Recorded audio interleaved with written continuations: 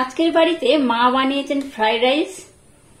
দেখুন ফ্রাইড রাইসটা কিন্তু দুর্দান্ত হয়, আর মার হাতে ফ্রাইড রাইস কিন্তু ভীষণই সুন্দর খেতে। আর ফ্রাইড রাইসের সাথে রয়েছে আমার বানানো চিলি চিকেন। আমার মতো এইভাবে চিলি চিকেন বানিয়ে ফ্রাইড রাইস বাড়িতে বানিয়ে সার্ভ করবেন, দেখবেন দুর্দান্ত খেতে হয়। আর এইভাবে বানিয়ে দেখবেন রেস্টুরেন্টের চিলি পনির আর খাওয়ার ইচ্ছাই হবে না, এটা এতটাই টেস্টি হয়। নমস্কার বন্ধুরা, পম্পার কিচেনে আপনাদের সকলকে স্বাগত। দেখলেন তো মায়ের হাতে বানানো ফ্রাইড রাইস আর আমার বানানো নিরামিষ চিলি পনির। ফ্রাইড রাইস আর চিলি পনিরের কম্বিনেশন সব সময়ের জন্য কিন্তু দারুণ লাগে। যাই হোক, আগে আমি একটা ফ্রাইড রাইসের রেসিপি আপনাদের সাথে শেয়ার করেছি, চাইলে দেখে নিতে পারেন। ডেসক্রিপশন বক্সে লিঙ্ক আমি দিয়ে রাখবো। আজ বানাবো একদম নিরামিষ পদ্ধতিতে চিলি পনিরের রেসিপি। যে কোনো নিরামিষ দিনে এটা বানিয়ে নিতে পারেন, দুর্দান্ত টেস্ট হয়। আর একবার আমার মতো বানিয়ে দেখবেন, যে কোনো রেস্টুরেন্টের চিলি পনিরের স্বাদকেও হার মানাবে। তাহলে চলুন একদম নিরামিষ পদ্ধতিতে আজকের চিলি পনিরের রেসিপিটা শুরু করা যাক। আজকে নিরামিষ চিলি পনির বানানোর জন্য দেখুন এখানে আমি পনির নিয়েছি। পনিরটা যার যেমন ইচ্ছা সেই রকম কিন্তু নেবেন, 501 কিলো। যার বাড়ির মেম্বার যেমন সেইভাবে কিন্তু পনিরটা নেবেন। তো প্রথমে আমি পনিরটাকে কিন্তু এইভাবে কিউব শেপ দিয়ে কেটে নেব। চিলি পনির আমরা সবসময় কম বেশি বাড়িতে বানিয়ে থাকি, বা বেশিরভাগ সময় কিন্তু আমরা রেস্টুরেন্টে খেয়ে থাকি। তো চিলি পনির বানানো কিন্তু ভীষণ সহজ, তাই রেস্টুরেন্টে না গিয়ে বাড়িতে কিন্তু চিলি পনির এইভাবে বানিয়ে নিতে পারেন, দুর্দান্ত টেস্ট হয়। তো কিউব শেপ দিয়ে প্রথমে আমি পনিরগুলোকে খুব ভালোভাবে কেটে নেব। এবার এইভাবে আমি এটাকে কেটে নেব। আমরা চাইলে কিন্তু এই পনিরের টুকরোগুলোকে একটু ছোট বড় করেও বানাতে পারেন, তবে খুব বেশি বড় বড় করার দরকার নেই। চিলি পনিরের পনির কিন্তু খুব বড় বড় হলে দেখতেও খুব একটা ভালো লাগে না। তো এইরকম ভাবে কেটে নেবেন, দেখবেন দেখতেও সুন্দর হবে, খেতেও দুর্দান্ত হবে। তো এইভাবে সমস্ত পনিরটাকে আমি খুব ভালোভাবে প্রথমে কেটে নেব। দেখুন সমস্ত পনিরগুলোকে আমি খুব ভালোভাবে এইরকম ছোট ছোট কিউব শেপ করে কিন্তু কেটে নিয়েছি। এবার একটা পাত্র নিয়ে নিলাম, এর মধ্যে এই চামচে 2 চামচ আমি কর্নফ্লাওয়ার দিয়ে দিলাম, 1 চামচ দিয়ে দিলাম ময়দা। এবার ময়দা আর কর্নফ্লাওয়ারটাকে একটু ভালোভাবে মিক্সড করে নেব। এবার কিউব শেপ করে যে পনিরগুলো আমি কেটেছি সমস্ত পনিরটা কিন্তু এর মধ্যে আমি দিয়ে দেব। আবার উপর দিয়ে আমি একটু কর্নফ্লাওয়ার দিয়ে দেব, এইভাবে কিন্তু ছড়িয়ে দিয়ে দেবেন। লবণ দিয়ে দেবো একদম সামান্য পরিমাণে, ছোট চামচের 1 চামচ দিয়ে দিলাম গোলমরিচের গুঁড়ো, সামান্য পরিমাণে দিয়ে দেবো কাশ্মীরি লাল লঙ্কার গুঁড়ো। এইভাবে দিলে কিন্তু কালারটা খুব সুন্দর হয়, ঝাল হবে না কিন্তু কালারটা খুব সুন্দর হবে। আর একদম সামান্য দিয়ে দিলাম হলুদ গুঁড়ো। এখানে কিন্তু আর কোনো রকম মশলা অ্যাড করার দরকার নেই। এবার এই পনিরটাকে এইভাবে একটা শুকনো কোটিং আমি করে নেব।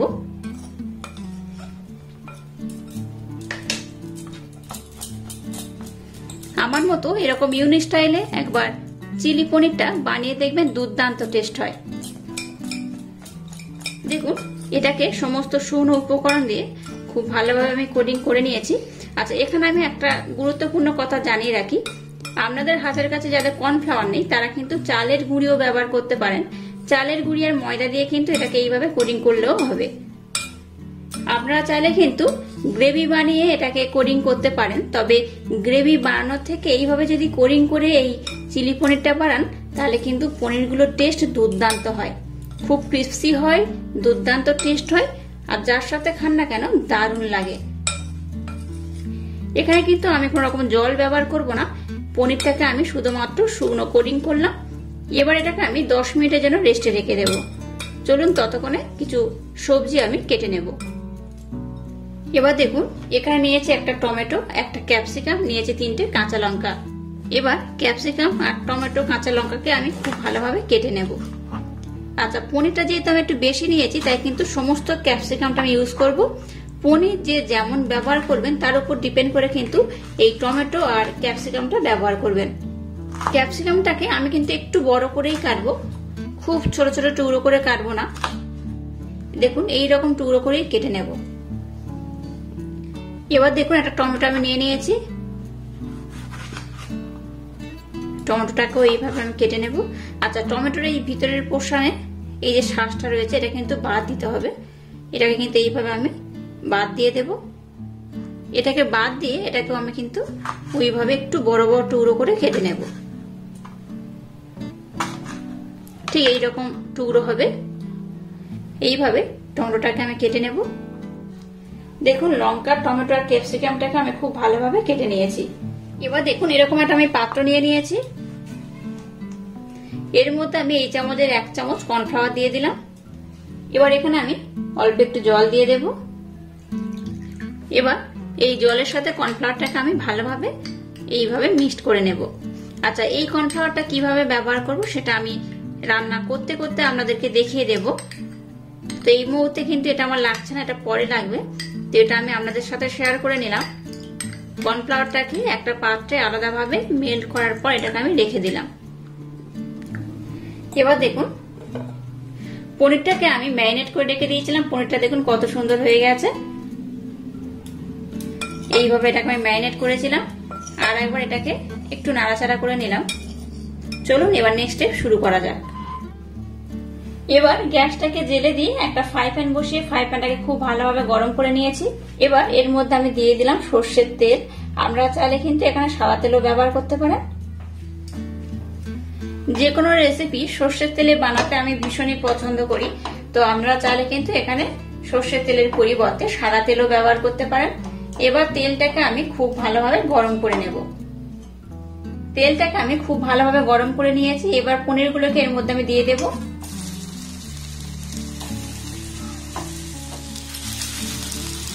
দেখুন এইভাবে পনিরটাকে কোটিং যদি করেন একটাও কিন্তু একটার সাথে লাগবে না, বা ফ্রাই প্যান বা কড়ার গায়ে কিন্তু একটু লেগে যাবে না। দেখতেই পাচ্ছেন এটা কত সুন্দর হয়েছে।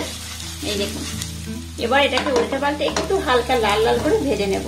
খুব বেশি লাল করার দরকার নেই, একটু হালকা করে লাল করলেই হবে। এইভাবে যদি কোটিং করে চিলি পনিরটা বানান তাহলে কিন্তু চিলি পনিরের টেস্ট দুর্দান্ত হয়। এবার এটাকে আমি এইভাবে উল্টে পাল্টে একটু ভেজে নেব। দেখুন পনিরটাকে কিন্তু আমি খুব ভালোভাবে ভেজে নিয়েছি। এর থেকে আর বেশি ভাজার দরকার নেই, এইরকম ভাজা ভাজা হলেই হবে। এবার পনিরটাকে আমি নামিয়ে নেব। এবার দেখুন আরেকটা কড়া আমি বসিয়ে দিয়েছি। কড়াটাকে খুব ভালোভাবে গরম করে নিয়েছি। এবার এর মধ্যে দিয়ে দিলাম তেল। সর্ষের তেল এখানে আমি ব্যবহার করছি। তেলটাকে খুব ভালোভাবে গরম করে নিয়েছি। এবার এর মধ্যে দিয়ে দেবো আদা বাটা। দেখুন আদা আমি এখানে নিয়েছি 1/2 চামচ। আদাটাকে খুব ভালোভাবে নাড়াচাড়া করে নিয়েছি। এবার এর মধ্যে দিয়ে দেবো ক্যাপসিকাম।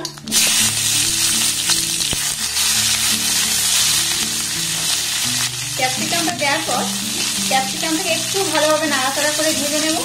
খুব লাল করার দরকার নেই, একটু হালকা নাড়াচাড়া করলেই হবে। দেখুন ক্যাপসিকামটাকে একটু হালকা নাড়াচাড়া করে ভেজে নিয়েছি। এবার টমেটো আর কাঁচা লঙ্কা আমি দিয়ে দেব। সম্পূর্ণ কাঁচা লঙ্কা কিন্তু এখানে ব্যবহার করছি না, একটু রেখে দিয়েছি, ওটা আমি পরে ব্যবহার করব। এর মধ্যে দিয়ে দেবো সামান্য পরিমাণে গোলমরিচের গুঁড়ো। লবণ দিয়ে দিলাম 1/2 চামচ। গ্যাসের ফ্লেমটাকে একদম লো রেখে এটাকে 3 থেকে 4 মিনিট খুব ভালোভাবে নাড়াচাড়া করে এইভাবে একটু ভাজা ভাজা করে নিয়েছি। এবার ছোট চামচের 1 চামচ সোয়া সস এখানে দিয়ে দেব। এখানে যেহেতু আমি ডার্ক সোয়া সস ব্যবহার করছি তাই খুব বেশি দেওয়ার দরকার নেই, অল্প পরিমাণে দিলেই হবে। আর যেহেতু আমি চিলি পনির বানাচ্ছি তাই চিলি সস কিন্তু অবশ্যই একটু এখানে ব্যবহার করতে হবে। আমি এরকম 1/2 চামচ চিলি সস ব্যবহার করলাম।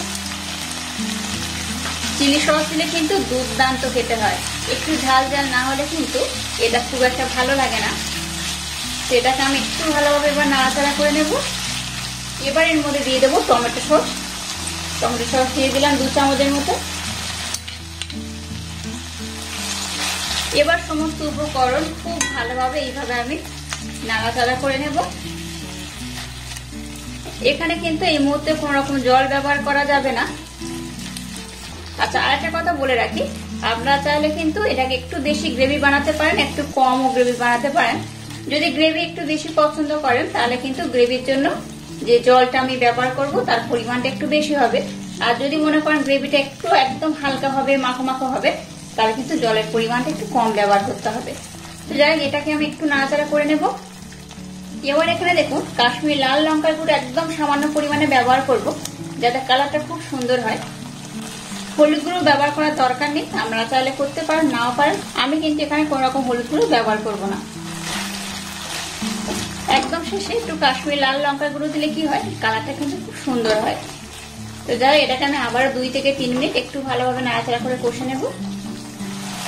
দেখুন 4 থেকে 5 মিনিট এটাকে আমি খুব ভালোভাবে নাড়াচাড়া করে নিয়েছি। আর দেখুন অনেকটা মাখো মাখো হয়ে গেছে। এবার যে কর্নফ্লাওয়ারটাকে জল দিয়ে আমি গুলে রেখেছিলাম সেটার মধ্যে দিয়ে দেব। এই যে বললাম একটু আগে যে যদি মনে করেন একটু গ্রেভি পছন্দ করেন তাহলে কিন্তু এই জলের পরিমাণটা একটু কম দেবেন। নর্মাল জল এখানে ব্যবহার করার দরকার নেই, কর্নফ্লাওয়ার মিশ্রণে যে জলটা ব্যবহার করলাম সেই জলটার কথা আমি বলছি। আর যদি মনে করেন গ্রেভিটা একটু বেশি বানাবেন তাহলে কিন্তু জলের পরিমাণটা একটু বেশি দেবেন। আমি কিন্তু একটু বেশি গ্রেভি রাখবো। গ্রেভিটা একটু বেশি রাখলে কি হয়, খেতে কিন্তু দুর্দান্ত হয়। আমার গ্রেভিটা খেতে ভীষণ ভালো লাগে, তাই এখানে আমি একটু গ্রেভির পরিমাণটা বেশি বানাবো। আপনারা চাইলে কিন্তু একটু কম বেশি করে বানাতে পারেন। দেখুন কত সুন্দর একটা কালার এসছে। এবার এটাকে আমি কিছুক্ষণ খুব ভালোভাবে ফুটিয়ে নেব। খুব বেশি সময় লাগবে না, 5 মিনিট ধরে একটু ভালোভাবে ফুটিয়ে নিলেই হবে। গ্যাসের ফ্লেমটাকে 5 মিনিটের জন্য লো টু মিডিয়াম রেখে এটাকে আমি একটু ভালোভাবে ফুটিয়ে নেব। দেখুন এটা কত সুন্দর কালার এসছে। এটাকে আমি 5 মিনিট ধরে খুব ভালোভাবে নাড়াচাড়া করে কষে নিয়েছি। এই পর্যায়ে একদম সামান্য পরিমাণে ব্লেন্ড করে রাখা মিছরি ব্যবহার করলাম। আপনারা কিন্তু চিনিও ব্যবহার করতে পারেন। অবশ্যই একটু এখানে মিষ্টি ব্যবহার করবেন, তাহলে কিন্তু এর টেস্টটা দুর্দান্ত হয়। এই পর্যায়ে সমস্ত উপকরণের পরিমাণ ঠিকঠাক আছে কিনা, ঝাল লবণ ঠিক আছে কিনা একবার টেস্ট করে নেবেন। আমি এটা টেস্ট করে নিয়েছিলাম, একদম দুর্দান্ত টেস্ট হয়েছে গ্রেভিটা। এবার যে পনিরগুলোকে আমি ভেজে রাখলাম সেগুলোর মধ্যে দিয়ে দেব। পনিরটা দেওয়ার পর এটাকে আমি আর একবার পনিরের সাথে খুব ভালোভাবে কিন্তু এইভাবে মিক্সড করে কষে নেব। এইভাবে আমার মতো একবার চিলি পনির বানিয়ে দেখবেন, দুর্দান্ত টেস্ট হয়। রেস্টুরেন্টে যাওয়ার কিন্তু আর দরকারই পড়বে না। আজকের চিলি পনির আমি কিন্তু একদম নিরামিষ পদ্ধতিতে বানাচ্ছি। যে কোনো উপোসের দিনে বা নিরামিষ দিনে কিন্তু আপনারা বাড়িতে এইভাবে বানিয়ে নিতে পারেন। দেখুন কত সুন্দর কালার এসছে আর কত সুন্দর দেখতে হয়েছে, দুর্দান্ত দেখতে হয়েছে। এটা দেখতে যেমন সুন্দর, খেতে কিন্তু তেমনই দুর্দান্ত। এবার যে কাঁচা লঙ্কাটাকে আমি রেখে দিয়েছিলাম সেটার মধ্যে এবার দিয়ে দিলাম। একদম শেষে যদি কাঁচা লঙ্কাটা ব্যবহার করেন তাহলে কিন্তু কাঁচা লঙ্কার একটা ফ্লেভারের মধ্যে পাওয়া যায়, দুর্দান্ত টেস্ট হয়। গ্যাসের ফ্লেমটাকে এবার লো রেখে এটাকে আমি আরো 5 মিনিট একটু ভালোভাবে নাড়াচাড়া করে কষে নেব। দেখুন এটাকে আমি আবারও 5 মিনিট ধরে নাড়াচাড়া করে কষে নিয়েছি আর কত দুর্দান্ত দেখতে হয়েছে। দেখুন এটা দেখতে যেমন সুন্দর, খেতে কিন্তু তেমনই অপূর্ব, অসাধারণ। এবার এটাকে সার্ভ করার পালা। এবার আমি গ্যাসটাকে বন্ধ করে দিলাম। এবার দেখুন এটাকে সার্ভ করার পালা, কত সুন্দর দেখতে হয়েছে। দেখুন এইভাবে বাড়িতে একবার চিলি পনির বানিয়ে দেখবেন, দুর্দান্ত টেস্ট হয়। রেস্টুরেন্টে যাওয়ার কোনো প্রয়োজনই হবে না। আর বাড়িতে নিজের হাতে বানানো মানে বুঝতেই পারছেন ভীষণ উপকার, ভীষণ হেলদি। রেস্টুরেন্টে খাওয়ার কিন্তু একদমই দরকার হবে না। অবশ্য বাড়িতে এইভাবে একবার হলেও আমার মতো ট্রাই করবেন, আশা করছি ভীষণ ভালো লাগবে। আর আজকের এই চিলি পনিরের রেসিপি যদি আপনাদের ভালো লাগে তাহলে চ্যানেলটাকে লাইক, শেয়ার, কমেন্ট এবং সাবস্ক্রাইব করবেন। আর পাশে থাকা বেল আইকনটা প্রেস করে দেবেন। তাহলে টাটা, আবার দেখা হচ্ছে নতুন কোনো রেসিপি নিয়ে।